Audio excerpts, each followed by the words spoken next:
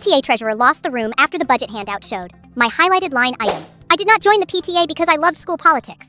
I joined because my son kept bringing home flyers about supporting enrichment. And I made the mistake of wondering where the money actually went. My son Owen is in 4th grade. His dad and I divorced 3 years ago and share custody in the kind of polite arrangement that looks mature from the outside and feels mostly like calendar math with resentment under it. He says I overcommit. I say he mistakes absence for flexibility.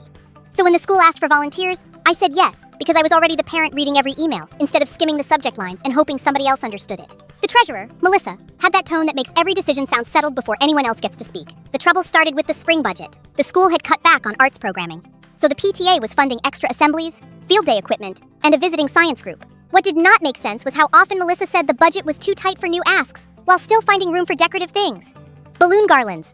A donor backdrop. I noticed because I am the kind of person who notices line items and then ruins her own week deciding whether asking about them will make her look petty. Then came the field trip issue.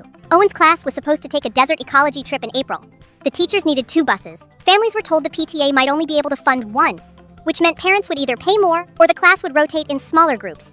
My ex texted me, "Are they seriously nickel and diming buses now?"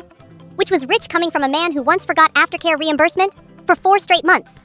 I emailed the principal. She replied politely, saying the PTA budget had already been allocated based on current priorities. Melissa handed out printed budget slides. Most of the room was parents and 2 teachers who looked tired. Melissa started walking through categories. Event operations, volunteer appreciation, community visibility, student enrichment. She moved quickly past some pages, which only made me look harder.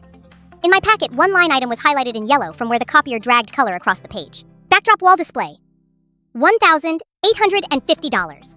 Right below that, bus support shortfall for spring grade level trips, $1,200. Melissa said there was unfortunately no room left for transportation support unless unexpected revenue came in. I raised my hand and asked whether the donor backdrop counted as student enrichment or event operations. She said it was part of long-term fundraising visibility. I asked whether that meant a decorative wall cost more than covering the bus shortfall for the 4th grade trip. The room tilted. Melissa said that was an oversimplification because capital-facing materials support future giving. I said, okay. But this handout shows 1 line for $1,850 and 1 for $1,200. I'm trying to understand why the wall gets funded before the bus. Melissa said the backdrop had already been approved as part of the spring gala package.